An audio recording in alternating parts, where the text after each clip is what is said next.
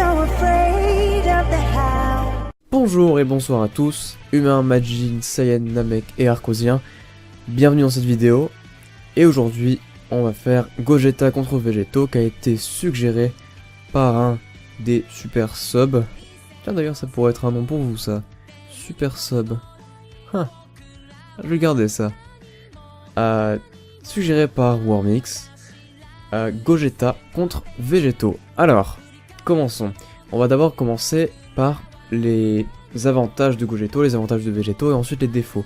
Mais d'abord j'aimerais dire que c'est plutôt dur encore une fois de comparer les deux, étant donné que on a vu Gogeta se battre une fois pendant moins d'une minute, et donc c'est plutôt dur de comparer les deux, mais grâce à des trucs qui ont été dit dans l'anime et le manga, on n'aura pas énormément de mal. Alors, les avantages de Gogeta, c'est que ça ne nécessite aucun accessoire. Pas de Potara, on peut faire la danse de la fusion directement, sans problème. Il faut d'abord l'avoir apprise bien sûr, mais ça ne requiert pas l'aide des Kai.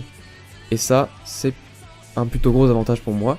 Si Goku et Vegeta devaient choisir entre la fusion Potara et la danse de la fusion, je pense qu'ils feraient la danse de la fusion étant donné qu'elle est non éternelle, contrairement à celle de Végéto, il défusionne au bout de 30 minutes. Les avantages de Végéto, c'est que la fusion est éternelle, et donc il n'y a aucune limite de temps, donc ça fait qu'il est déjà beaucoup plus fort.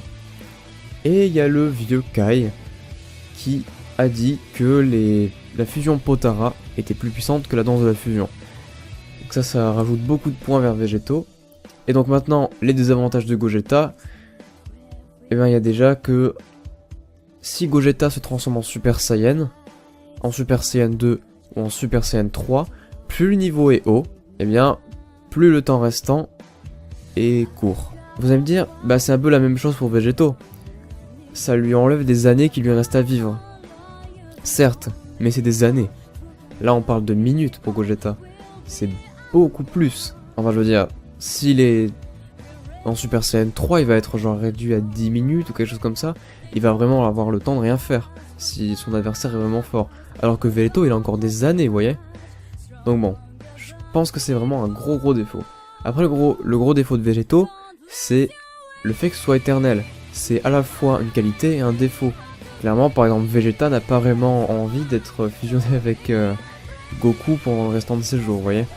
Du coup, c'est un choix qui doit être réfléchi et pas spontané, et du coup ça peut être effectivement une faiblesse. Mais bon, comme je l'ai dit, finalement le vieux Kai elle l'a dit, c'est canon et on peut admettre que Végéto est le plus fort.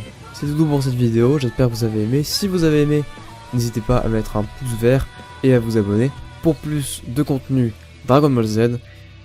Et on se retrouve pour les prochaines vidéos. Et n'oubliez pas, I'm just saying.